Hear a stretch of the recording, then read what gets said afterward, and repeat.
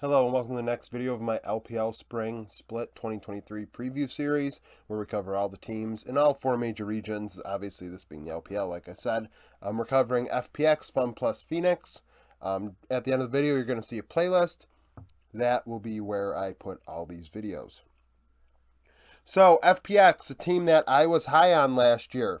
I thought at the end of spring they really started, getting things going. However, in summer they made some questionable moves. Middle of the road, and they didn't like the way it looked. They made a few moves this offseason, and honestly, I think they may have taken a step back, and we'll get into that. So last year in 2022, they went 15 and 17 overall at the LPL level, 30 and 14 at the LDL level. So their prospects are good. Finished in the semifinals at Asia Stars Challenge, where we had the top LPL, LDL, LDL, LCK, CK, LJL Academy, PCS Academy, them, VCS Academy, all those teams. FPX Blaze did very well.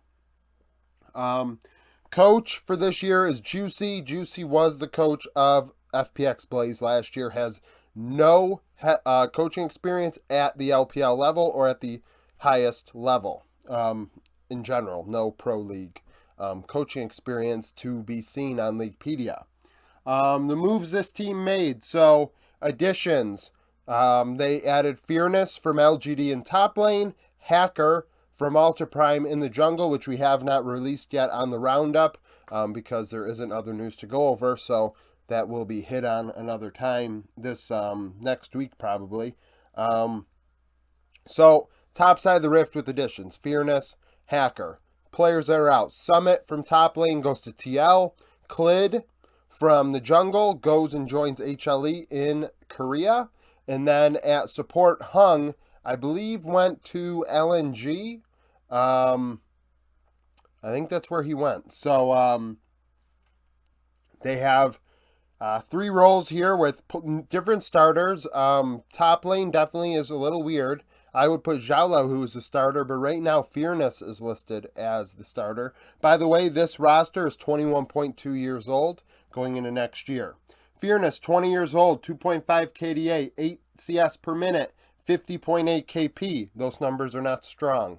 We're looking at a guy that split pushed and still only got 8 CS per minute. LGD sucked. Fearness was not absolved from the sucking that was going on with LGD.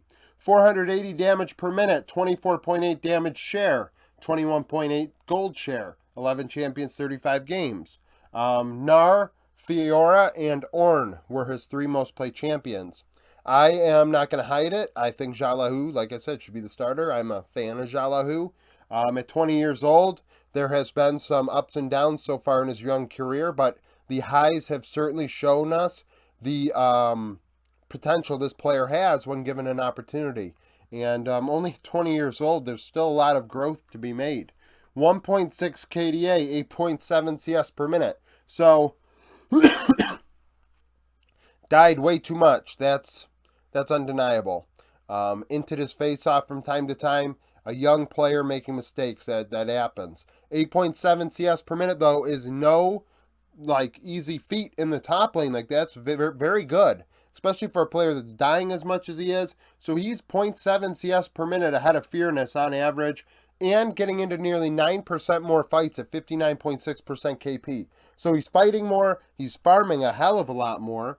498 damage per minute, 25 damage share, 23.5 gold share, 7 champions in only 16 games. Of course, splitting time with Summit last year in the summer split. Fiora, Kale, and Gwen were the three most played by Zhao in the early parts of summer before Summit comes in and took the job from him. So definitely a weird move by FPX to put Fearness above him. As of right now, I think that is the sub situation that will be top lane for this club.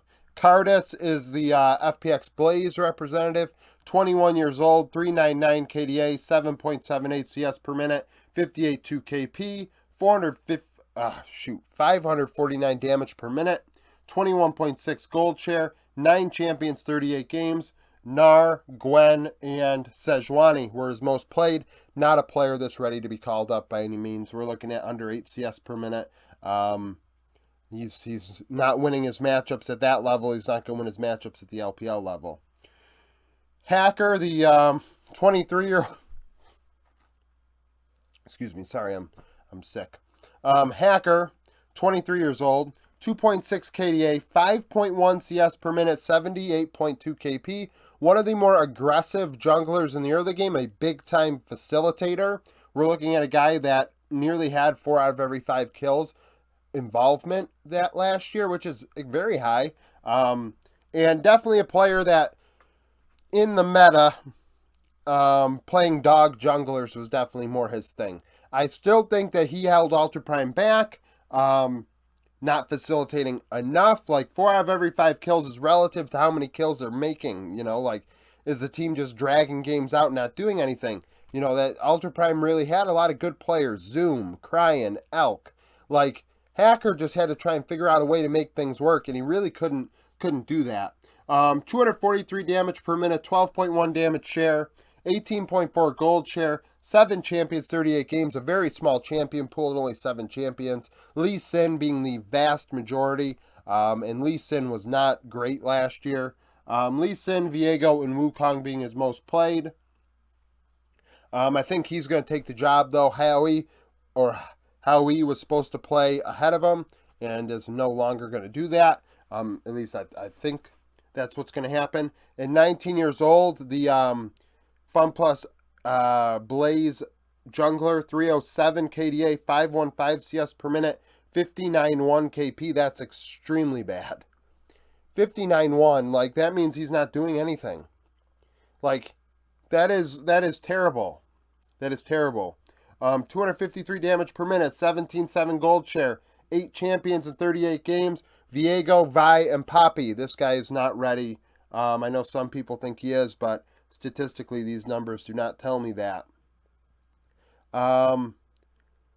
Mid lane, we have Care. Care is 18 years old. If you missed my video where I went over youngest players in the world, Care is one of the youngest in his role. 3.3 KDA last year, 8.2 CS per minute, 69.2 KP. This is a player that deserves some grace, that should be allowed to grow. This team is not going to be expected to be good this year. I do not, after thinking the team was going to be good last year, not in the place that it's in right now. 507 damage per minute, 23.6 damage share, 21.1 gold share. That's a very low damage share. That's like, that's like third tier carry sort of numbers, and you want that to come up. You want Care to be able to be free enough and comfortable enough to take on that bigger role as a secondary carry on this team, because I think that would make a big difference for him in his development, but also for this team, because I don't see LWX as a super big carry anymore. 12 champions in 40 games. Ari, Swain, and Silas were the most played champions for Care last year.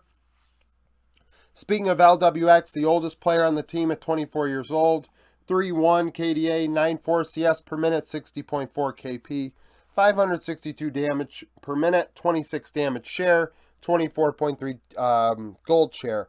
So he is the carry, but he's not really taking, like I say, he's not dealing damage like that primary carry that we think of. You're not thinking of like, I don't know, you're not thinking of Jackie Love or Wanfeng or Ruler or somebody like that in, in this situation. LWX is a utility player, a weak side bot laner that is not really going to carry games hard for you. And right now, looking at this team, they don't have a carry like that in any role. Played 10 champions in 40 games. Lucian, Callista, Aphelios. I saw Jingyi be called up a bit, so maybe he's going to put some pressure on LWX.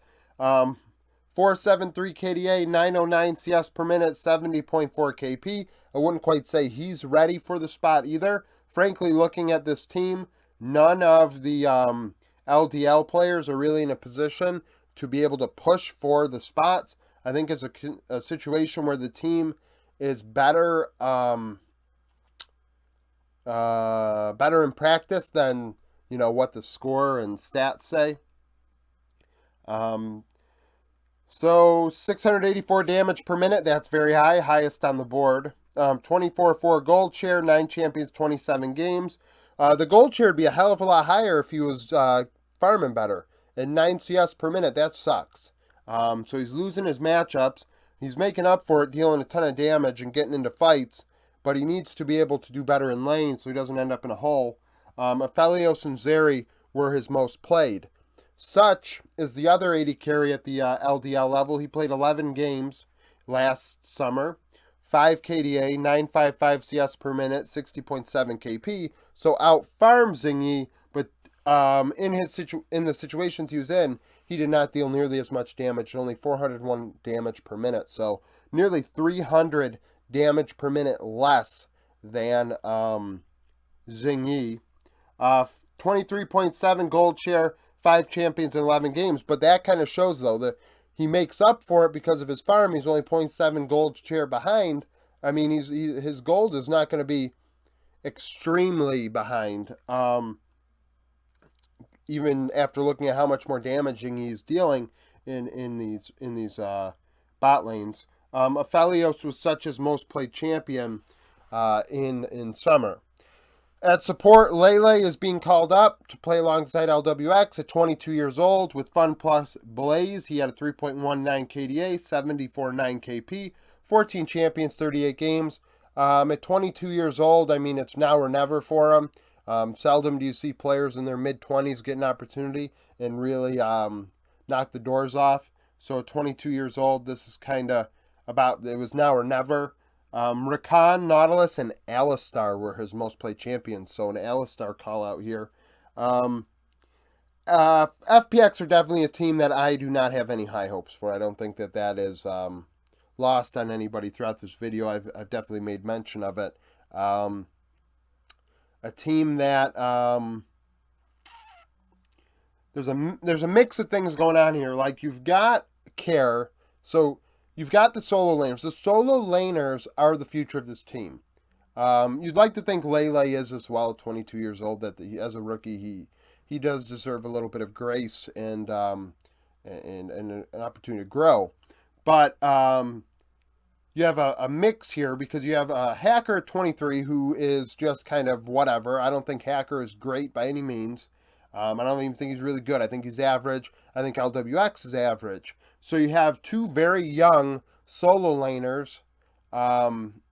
Depending on who you use in top lane, they're both young. You have a rookie support and you have two average players and no carry on this team. So I don't think I have much nice things to say about FPX going into spring. So if you're an FPX fan, try and sell me on what this team has to offer, or take a hit of the copium as well. Like the video if you like it. Subscribe to the channel for daily League of Legends content. Follow me on Twitter. Join the Discord. Follow the playlist that's popping up around me. Become a YouTube member. $3 a month keeps lights on. $10 a month. You get predictions for League of Legends games the day before they happen. I tell you who I think is going to win games and things like that. So if that interests you, $10 a month, that is available. And thank you for watching.